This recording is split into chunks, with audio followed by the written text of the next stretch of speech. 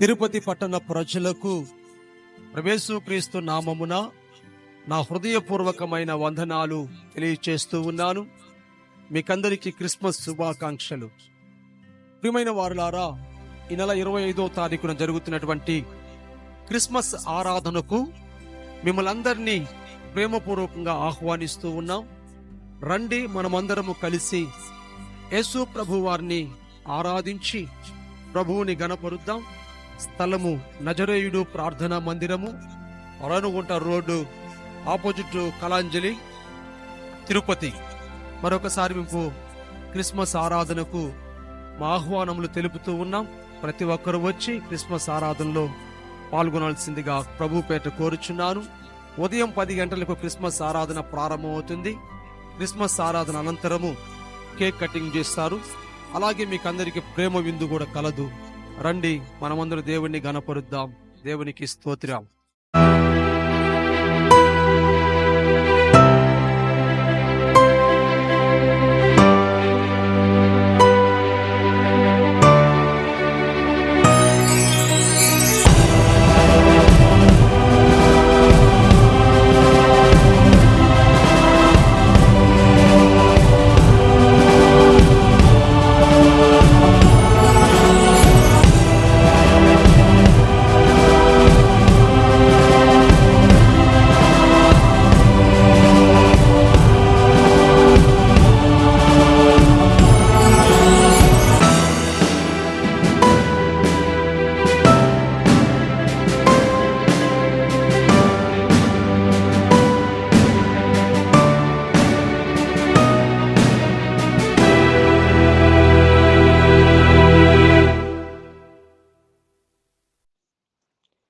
Praise the Lord. Hallelujah. దేవునికి స్తోత్రములు, దేవునికి మహిమ. ఈ మంచి సమయంలో మీకందరికీ యేసుక్రీస్తు ప్రభు వారి పేరిట నా హృదయపూర్వకమైన శుభాభివందనాలు. At the same time Christmas శుభాకాంక్షలు. మంచిది, ఇంతవరకు దేవుని సన్నిధిలో దేవుణ్ణి గణపరచగలిగాము. ఈ సమయములో దేవుని యొక్క వాక్యమును మనము ధ్యానిద్దాం. వాక్య ధ్యానాంశము నడిపించిన నక్షత్రం. వాక్య ధ్యానము మత్తయి సువార్త 2వ అధ్యాయము 2వ వచనము. తూర్పు దిక్కున మేము ఆయన నక్షత్రము చూచి ఆయనను పూజింపవచ్చితిమని చెప్పిరి. క్రీస్తునందు ప్రియమైన వారలారా, క్రిస్మస్ మాసము వచ్చింది. క్రిస్మస్ సందడి మొదలయ్యింది. కనుక క్రిస్మస్ శుభాకాంక్షలతో ఈ సందేశాన్ని మీకు అందిస్తున్నాను. మానవ జీవితము వర్ధిల్లడానికి, పాపభారము నుండి మానవులను విడిపించడానికి యేసు ఈ లోకానికి మానవునిగా వచ్చాడు. మానవునిగా పుట్టాడు. ఆయన పుట్టినప్పుడు ఒక నక్షత్రము పుట్టింది. ఆ నక్షత్రము జ్ఞానులకు కనబడి వారికి దారి చూపించింది. వారు క్రీస్తునొద్దకు నడిపించబడ్డారు. క్రీస్తును ఆరాధించారు. క్రీస్తు ఎదుట సాగిలపడ్డారు. కనుక నడిపించిన నక్షత్రము అనే అంశమును బట్టి మనం ఇంకా కొన్ని విషయాలు క్లుప్తంగా తెలుసుకుందాం. 3 విషయాలు మీతో పంచుకుంటాను. మొదటిగా, దారి చూపించిన నక్షత్రము. అంశం ఏంటంటే, నడిపించిన నక్షత్రములో నుంచి 3 విషయాల్లో మొదటిగా దారి చూపించిన నక్షత్రం. లోకమున ప్రత్యేకమైన వ్యక్తులు ఉద్భవించినప్పుడు నక్షత్రాలు పుడతాయి. జ్ఞానులు ఆయన నక్షత్రం అన్నారు. అనగా క్రీస్తు మానవుడుగా ఈ లోకములో జన్మించినప్పుడు ఒక నక్షత్రం జన్మించింది. అది ఆయన నక్షత్రం. అందుకే యేసు నేను లోకమునకు వెలుగును అన్నాడు. ఆయనే వెలుగు. ఆ వెలుగు జనులను వెలిగించుటకు వచ్చి ఉన్నది. యేసుకు ప్రతినిధి ఈ నక్షత్రం.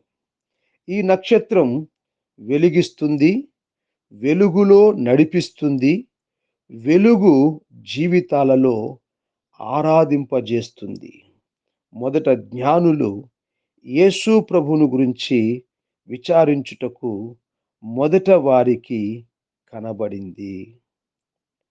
వారు యేసును కనుగొనుటకు నక్షత్రం కనబడడమే కారణం. ఆమేన్. వారు జ్ఞానులే, కానీ దేవుని యందలి భయభక్తులు జ్ఞానమునకు మూలం. అందుకే సామెతల గ్రంథములో వ్రాయబడి ఉన్నది, యెహోవా యందలి భయభక్తులు కలిగి ఉండటయే జ్ఞానమునకు మూలము. కనుక దేవుణ్ణి గుర్తించగలిగితే జ్ఞానము ఉన్నట్లు అర్థమవుతుంది. కనుక జ్ఞానులు నక్షత్రము చూచి యేసుని విచారించుటకు సిద్ధమయ్యారు. అంటే దేవుని యొద్దకు రావడానికి జ్ఞానులకు నక్షత్రం దారి చూపించిందని చెప్పగలము. ఆమేన్. హల్లెలూయా. చీకటిలో ఉన్న వారికి వెలిగిచ్చుటకు యేసు వెలుగుగా ఇవ్వబడ్డాడు. అందుకే మరి జ్ఞానులు మనం గమనిస్తే హేరోదు నొద్దకు వచ్చి యూదుల రాజు గురించి ఏం చేస్తున్నారు? వారు విచారించారు. ప్రధాన యాజకులు, శాస్త్రుల ద్వారా విషయము తెలుసుకున్న జ్ఞానులు బయలుదేరి వెళుతుండగా నక్షత్రము ఆ శిశువైన యేసు ఉండిన చోటికి మీదుగా వచ్చి నిలుచు వరకు ముందుగా నడిచెను. ఆమేన్. జ్ఞానులకు దారి చూపించిందని ఇక్కడ గ్రహించాలి. దేవుణ్ణి తెలుసుకోవాలనుకుంటే దేవుడు తానే వారికి దారి చూపగలడు. ఎలియాజరు తన యజమానుడైన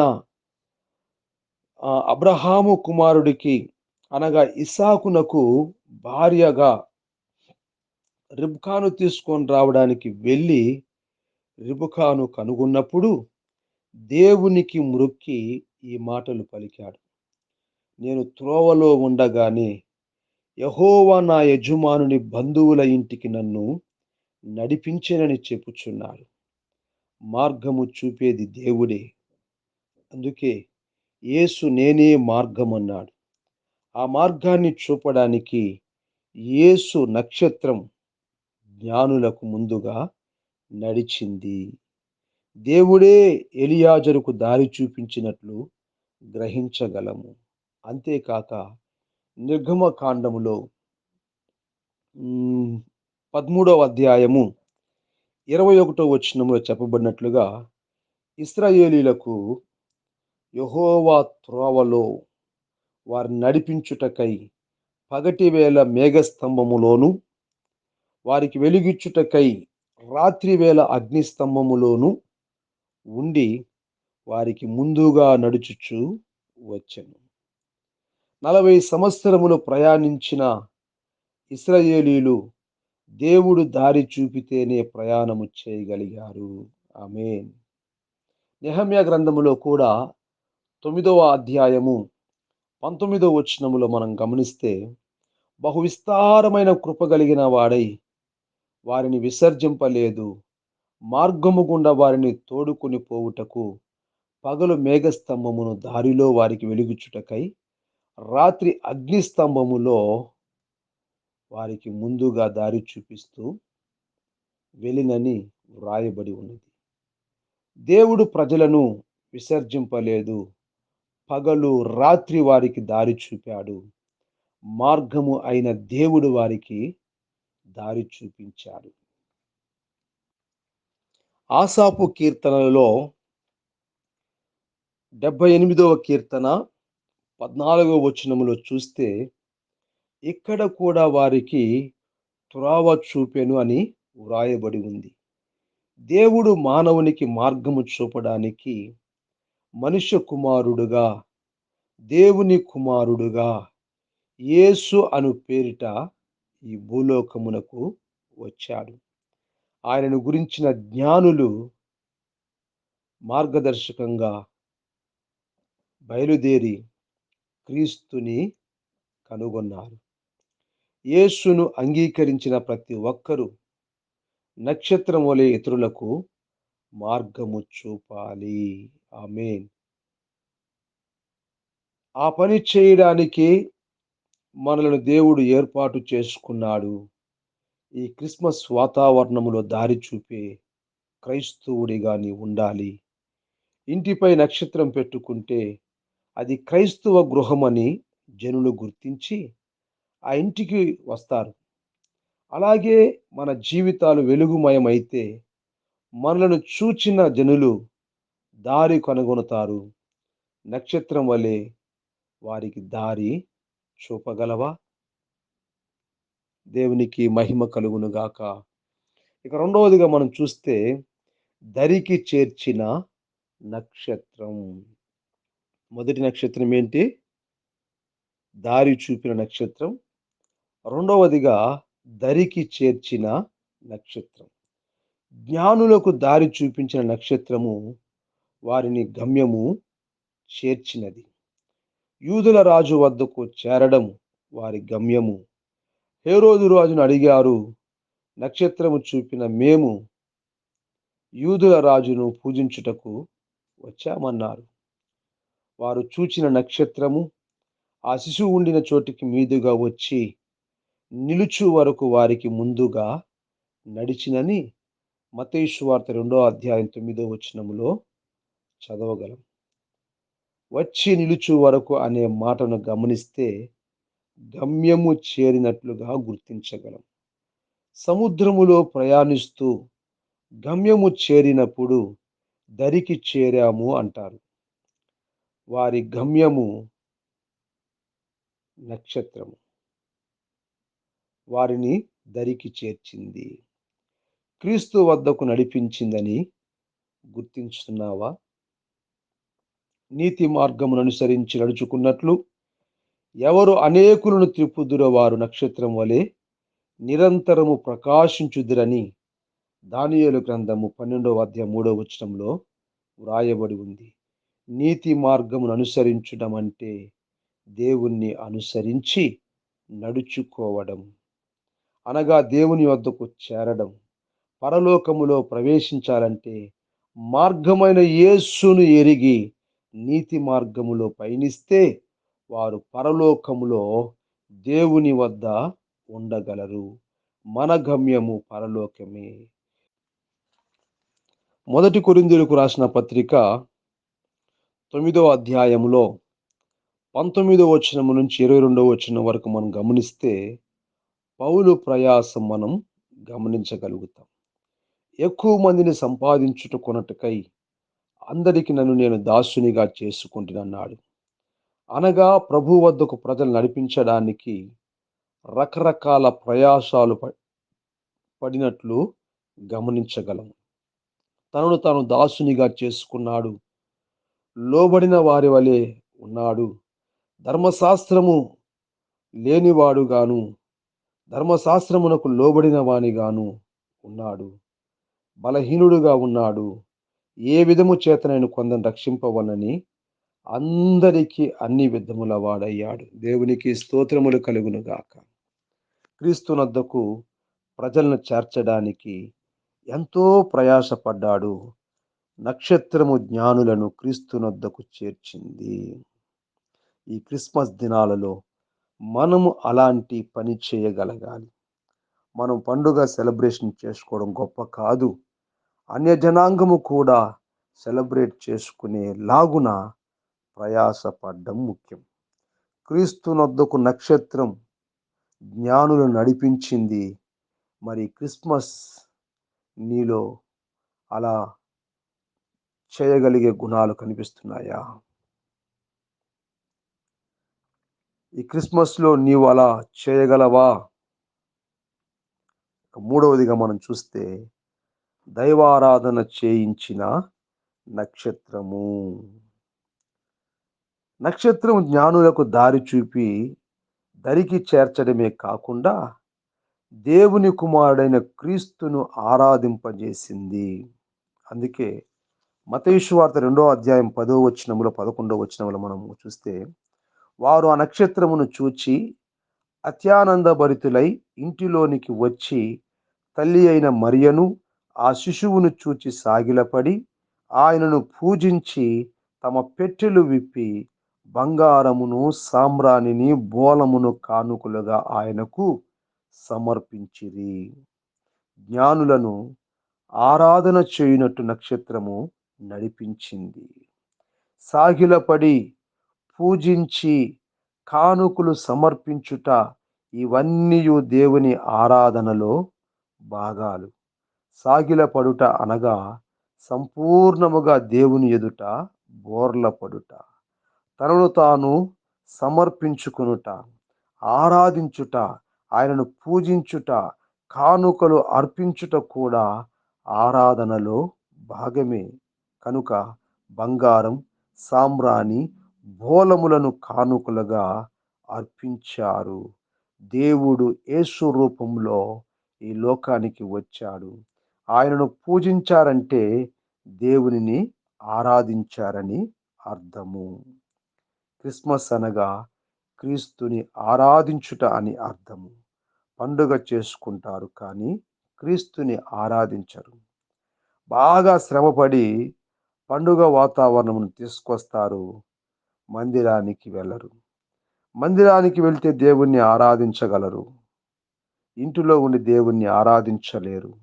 మిగిలిన సమయాల్లో ఇంట్లో ఆరాధించగలరు కానీ పండుగ రోజున ఇంట్లో దేవుణ్ణి పూజించలేదు. కనుక ఆలయానికి వెళ్ళి ఆయనను పూజించాలి, కానుకలు అర్పించాలి, మనలను మనం సమర్పించుకోవాలి. అలా చేయగలిగితే అదే నిజమైన క్రిస్మస్. మత్తయి సువార్తలో 4వ అధ్యాయం 10వ వచనములో మనం గమనిస్తే, యేసు ప్రభు అంటున్నారు, దేవునికి మ్రొక్కి ఆయనను మాత్రమే సేవించాలని వ్రాయబడి ఉందని, దేవుణ్ణి ఆరాధించువారు ఆత్మతో సత్యముతో ఆరాధించాలని, పరిశుద్ధ అలంకారములు ధరించుకొని దేవుణ్ణి ఆరాధించాలని, సృష్టికర్తకే నమస్కారము చేయాలని, నిజముగా దేవుని కుమారుణ్ణి క్రీస్తుకు మ్రొక్కినట్లు మనం ఏం చేయాలా? చదవగలం. అంటే మత్తయి 14:33లో నిజముగా దేవుని కుమారుడని క్రీస్తుకు మ్రొక్కినట్లు వాక్యం మనం చదవచ్చు. శిష్యులు యేసుక్రీస్తుకు మొక్కి ఏం చేస్తూ ఉన్నారు? మత్తయి 28:9లో మొత్తం మీద దేవుణ్ణి ఆరాధించారు. క్రిస్మస్ రోజున క్రీస్తును ఆరాధిస్తే దేవునికి మహిమ కలుగుతుంది. నక్షత్రము జ్ఞానులు ఆరాధించుటకు వారు నడిపించింది. మనము కూడా అనేకులు దేవునిని ఆరాధించుటకు మనం ఏం చేయాలా? నడిపించాలి. అనేకులు దేవుని మందిరానికి వచ్చినట్లు, దేవుని ఆరాధించినట్లు నక్షత్రము వలె చేయగలిగితే నిత్యము ప్రకాశించగలము. యేసు నొద్దకు దారి చూపుదాం, ప్రభు వద్దకు చేరుద్దాం, దేవునిని ఆరాధింపజేయుదాం. అలా చేయడానికి దేవుడు మనకు తోడయుండునుగాక. కనుక ఇక్కడ వాక్యములో మనం చూచాము, నడిపించిన నక్షత్రము, దారి చూపించిన నక్షత్రము, దరికి చేర్చిన నక్షత్రము, దేవుణ్ణి ఆరాధింపజేసిన నక్షత్రము. కనుక నీవు కూడా అనేక మందిని దేవుని యొద్దకు తీసుకొచ్చే ఒక నక్షత్రములా మరి నువ్వు పని చేయాలని మరి ప్రభువు కోరుకుంటున్నాడు. అటు కృపాయి క్రిస్మస్ దినాలలో ప్రతిరోజు కూడా మనందరికీ దేవుడు దయచేయునుగాక. ఆమేన్. ప్రార్థన చేసుకుందాం. పరిశుద్ధుడా, ప్రేమగల తండ్రి, కృపగల దేవా, నీకు వందనాలు, నీకు స్తోత్రములు చెల్లిస్తున్నానయ్యా. ఇంతవరకు నీ సన్నిధి మాకు తోడుగా ఉంచి నడిపించిన నక్షత్రము అనేటువంటి అంశము ద్వారా అయా 3 నక్షత్రాల గురించి మీరు మాతో మాట్లాడారు. ప్రభువా, నీకు వందనాలు, స్తోత్రాలు చెల్లిస్తున్నాను. విత్తబడిన మాటలు ప్రతి ఒక్కరిలో మీరు ఫలింపజేసి ఆ నక్షత్రం ఎలాగైతే నడిపించిందో, క్రీస్తు దగ్గరికి చేర్చగలిగిందో, క్రీస్తుని ఆరాధింపజేయగలిగిందో, ఆ రీతిగా మేము ఉండడానికి కావాల్సిన కృప మాకందరికి దయచేసి నీవు మహిమ పొందమని యేసు నామమున ప్రార్థిస్తున్నాను తండ్రి. ఆమేన్. ప్రభు కృప, తండ్రి ప్రేమ, పరిశుద్ధాత్మ దీవెన మనకు తోడై ఉండును గాక. ఆమేన్. ఆమేన్.